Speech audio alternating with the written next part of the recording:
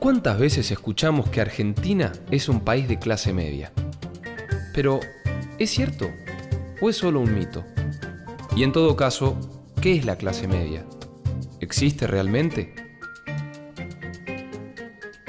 Seamos de clase media o no, todas estas suposiciones nos condicionan a la hora de relacionarnos. Así que conozcamos a la clase media, su historia y su papel en los distintos momentos del pasado y del presente de nuestro país.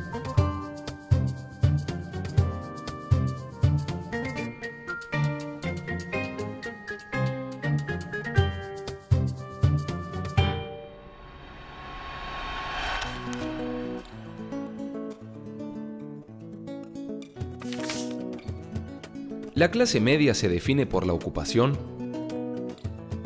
por el nivel de ingresos. ¿Qué tipo de trabajos serían propiamente de clase media? ¿Es verdad que la clase media surgió como consecuencia de los cambios económicos que sufrió el país luego de 1880?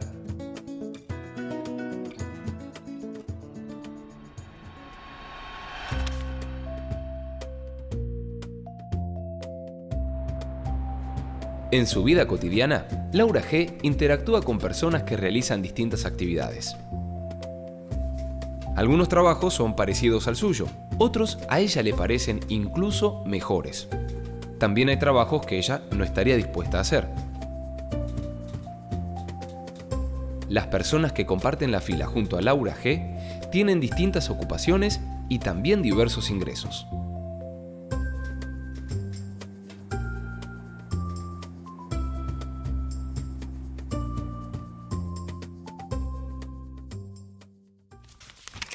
Las personas que tienen menores recursos, en general, el trabajo que consiguen es más sacrificado. Lamentablemente es muy importante tener contactos a la hora de conseguir un trabajo, pero no siempre uno los tiene.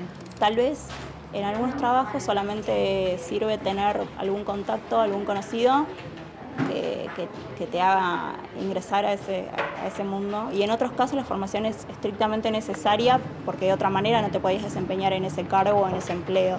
Soy un tipo que me esforcé profesionalmente siempre y en base al esfuerzo y a la capacidad logré lo poco o mucho que tengo. Pero sí, es bastante importante el tema de los contactos porque es influyente a la hora de concretar una operación, un negocio o llegar a algún puesto de trabajo.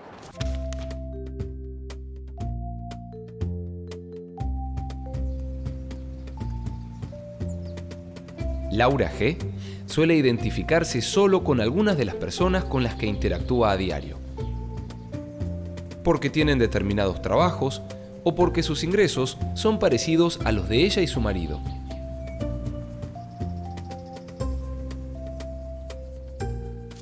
Te podría decir que yo soy abogado, pero, un ejemplo, el kirchnerero que vive en la esquina de mi casa tiene un sueldo considerable y puede llegar a ganar más que yo en la profesión.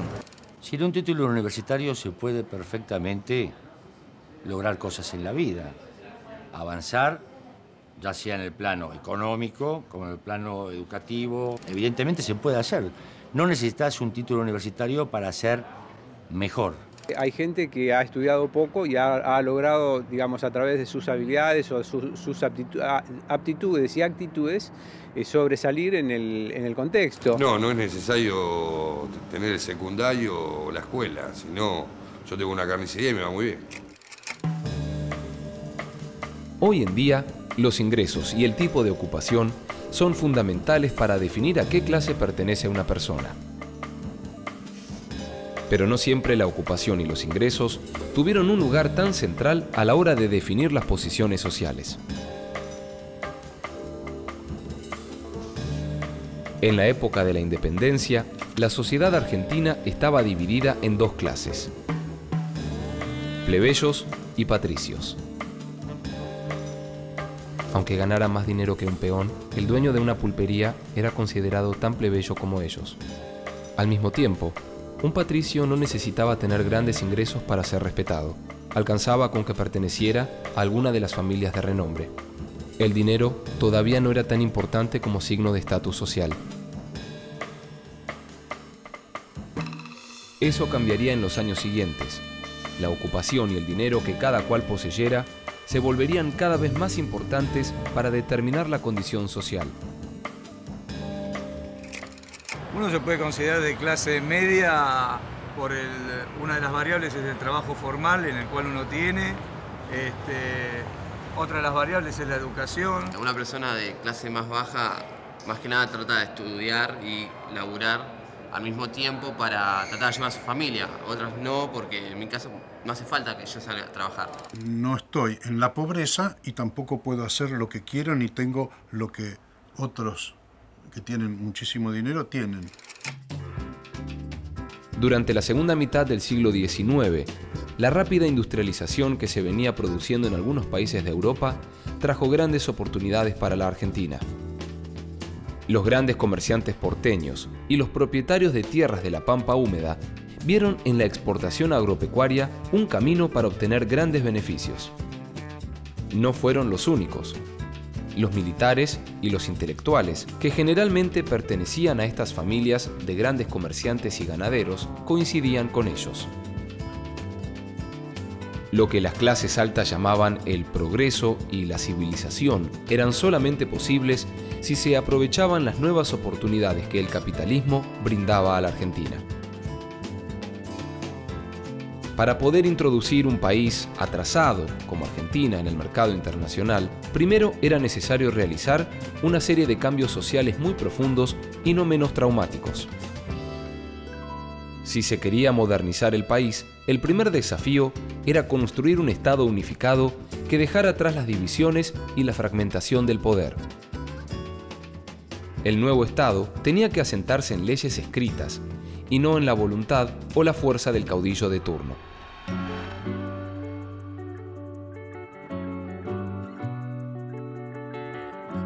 Un acuerdo político entre varios grupos de poder provinciales se materializó con la aparición del Partido Autonomista Nacional, que en 1880 llevó a Julio Argentino Roca a la presidencia. De esta forma se lograron dos objetivos: consolidar la autoridad del Estado Nacional y, a su vez, afianzar un mercado interno mediante la eliminación de las aduanas provinciales que encarecían el precio de los productos. Pero la formación del Estado era apenas el primer paso para orientar el desarrollo de la producción a la exportación. Porque si se quería criar más ganado y sembrar más granos para el mercado externo, había que conseguir nuevas tierras productivas. El problema se resolvió con una violencia inaudita. El Estado argentino organizó la matanza a gran escala de pueblos originarios, la ocupación militar de sus tierras, la destrucción de su cultura y la deportación de los escasos sobrevivientes.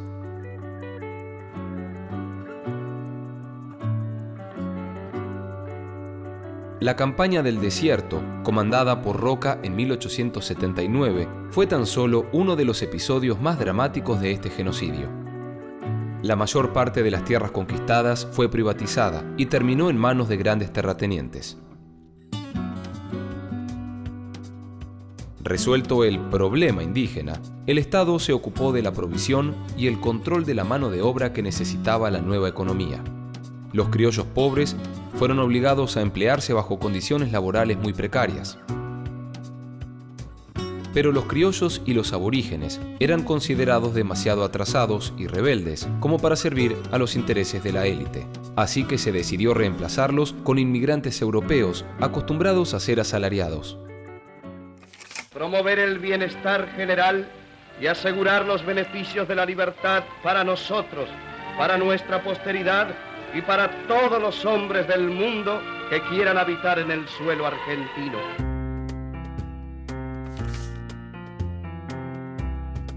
La Constitución de 1853 instauró una clara política de fomento a esos sectores extranjeros. Invitó explícitamente a la inmigración europea y el Estado se encargó de atraerla. En solo 26 años, la población total del país pasó de poco menos de 1.800.000 habitantes a casi 4 millones, y en 1914 el número se había duplicado de nuevo. Para este año, casi un tercio de los pobladores de la Argentina eran extranjeros. Para entonces, la exportación de carnes y de cereales aumentaba rápidamente. Los planes de la élite parecían estar rindiendo sus frutos. Aquel cambio también tendría repercusiones sociodemográficas y en las actividades de los trabajadores.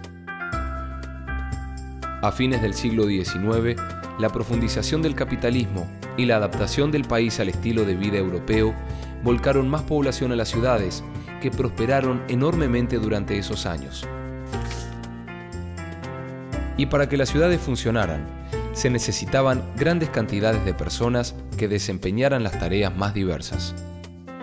Los grupos de asalariados que más crecieron en esa época fueron los que realizaban labores manuales, como peones y obreros urbanos. También se multiplicaron los grupos sociales que hoy llamamos sectores medios. Cada vez había más asalariados en labores no manuales, como dependientes de comercio, secretarias, empleados bancarios, telefonistas, capataces, supervisores, cadetes, entre otros. En 1869 había alrededor de 12.000 empleados y dependientes de comercio en todo el país. Hacia 1914, la cifra había ascendido a más de 95.000. Los inmigrantes aprovecharon las mejores oportunidades laborales. Ese año, el 52% de los empleados y dependientes de comercio eran extranjeros. El Estado, que desde 1880 había adquirido nuevas funciones, ahora necesitaba empleados que las desarrollaran. Por lo tanto, el número de barrenderos y personal de maestranza, oficinistas, técnicos y funcionarios de distintas jerarquías se multiplicó. En 1869, 4 de cada 1000 habitantes eran empleados públicos, pero en 1914 la cifra había subido a 14. Como a estos cargos se accedía por contactos políticos y requerían un buen dominio del idioma, no es extraño que el 82% de empleados públicos fueran argentinos. El crecimiento del sistema educativo también requirió más maestras, profesores, directivos de escuelas y preceptores. Si en 1869 los docentes eran apenas 2.307 en todo el país, en 1914 sumaban más de 31.000 personas, la mayoría de ellas mujeres argentinas. Además de todas estas profesiones, también crecieron algunas categorías de trabajo autónomo. Impulsada por el modelo agroexportador, la producción agrícola había aumentado sorprendentemente. En 1880, menos del 2% de la tierra bonaerense se dedicaba a la agricultura y casi toda la provincia era ganadera. Sin embargo, a partir de la década de 1890, la agricultura comenzó a crecer y a disputarle la tierra a la ganadería. Si bien algunos pequeños propietarios y colonos participaron de estas actividades agrícolas, en principio fueron desarrolladas por chacareros extranjeros que en su mayoría no contaban con terrenos propios. Tan notorio fue el crecimiento agrícola que las zonas sur y oeste de la provincia de Buenos Aires, históricamente despobladas, alcanzaron en 1937 la cifra de 600.000 habitantes. Por entonces, muchos chacareros se vieron beneficiados por créditos hipotecarios que les permitieron convertirse en los dueños de las parcelas que explotaban. En las ciudades, los trabajadores manuales también descubrieron nuevas oportunidades de trabajo autónomo. Se multiplicaron los sastres, los transportistas, los zapateros y otros oficios a domicilio. El crecimiento de la industria cultural también dio lugar a nuevos oficios. Con la aparición de la radio y la gran proliferación de medios gráficos y salas de teatro en las primeras décadas del siglo XX, florecieron los escritores, periodistas, actores y locutores. El desarrollo urbano abrió nuevas oportunidades para el comercio y la industria y fortaleció también a pequeños emprendedores. Para comprender esta evolución a través del tiempo, bastaría decir que si en 1869 había tan solo 38 librerías en todo el país, en 1914 había casi 1.600. La producción manufacturera también acompañó este enorme crecimiento. El censo de 1895 contó 22.000 industrias, pero en 1914 ya había 49.000, de las que 19.000 eran industrias no fabriles. La mayoría eran pequeñas y medianas, y sus dueños, mayoritariamente extranjeros. Los adelantos técnicos producidos en las grandes industrias multiplicaron los puestos para los ingenieros, supervisores, capataces y empleados administrativos.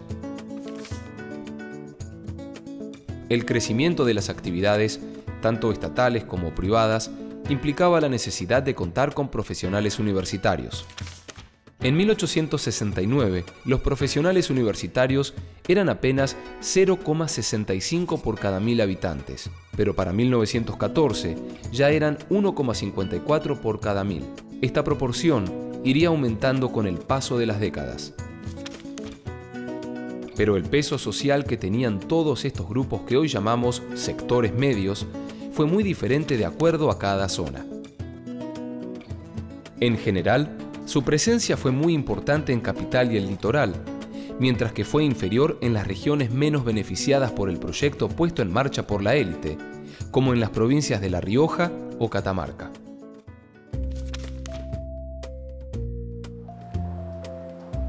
Cuando cambia la temporada, Laura y Hugo G salen de compras para actualizar su vestuario.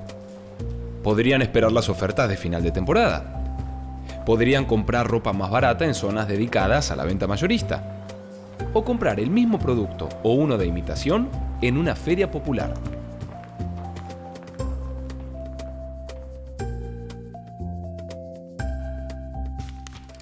No estoy dispuesto a pagar el doble por unas zapatillas de marca, casi siempre busco las más baratas. Para vestirte bien no necesitas gastar dinero en absoluto. Para nada va de la mano la marca con el buen gusto para vestirse. ¿Qué es necesario dinero para estar bien vestido? Sí, porque la ropa cuesta. O sea, eso desde ya.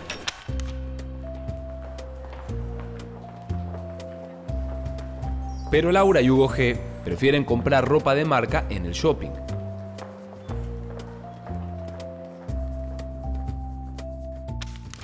Hay mucha gente que le sobra la plata, no sabe qué hacer y gasta en cualquier cosa.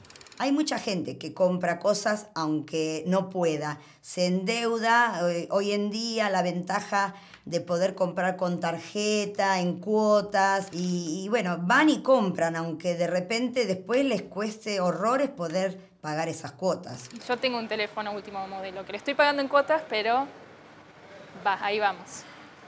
Cuando te uniformizás, es tal vez el temor a no pertenecer o las ganas de pertenecer.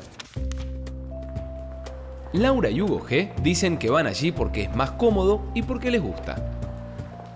Pero no lo hacen solo por placer y comodidad. Lo hacen también porque es una manera de mostrar que su nivel de ingresos les permite comprar lo que quieren en donde quieren. El modelo económico y social que se implantó a fines del siglo XIX no significó un cambio en un sentido más igualitario. Todas las modificaciones sociales que se produjeron luego de 1860 dividieron a la sociedad en ganadores y perdedores. Entre los ganadores estuvieron los terratenientes, los inmigrantes que aprovecharon mejor las oportunidades y, sobre todo, aquellas zonas geográficas que producían los granos y las carnes que se exportaban. Los que salieron vencidos fueron los pueblos originarios, los criollos pobres, especialmente los de tez oscura, y aquellas regiones que no producían nada que se pudiera exportar. Por otro lado, la brecha entre ricos y pobres aumentó de manera espectacular. Gran parte de la población perdió la posibilidad de desarrollar actividades independientes y muchos tuvieron que convertirse en asalariados. Lo que ocurrió a partir de 1860 no fue tanto un proceso de modernización, sino un proceso de profundización del capitalismo. La sociedad no se hizo más igualitaria, solo cambiaron las formas de desigualdad y opresión. A medida que el capitalismo se profundizaba, el dinero fue transformándose cada vez más en el criterio central para determinar el estatus social de las personas. Para los años 20 y 30, la sociedad argentina había cambiado notoriamente. Ya no había una frontera nítida entre plebeyos y patricios. En medio de estos grupos, ahora había una franja de sectores medios que no podían aspirar a ser de clase alta, pero que estaban desarrollando un sentido de orgullo y de superioridad que los separaba del bajo pueblo.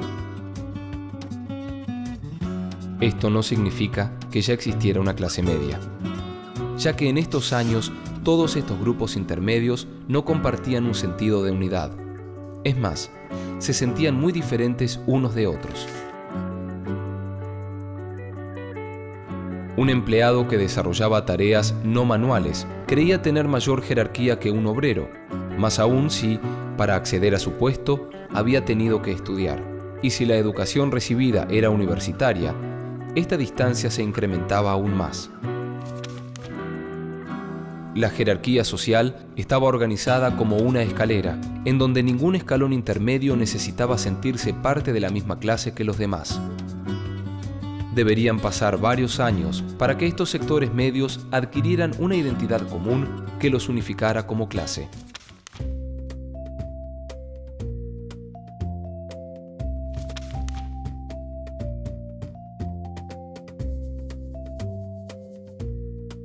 Hoy nos resulta evidente que un empleado de comercio, un médico y un pequeño chacarero forman parte de la misma clase, la clase media.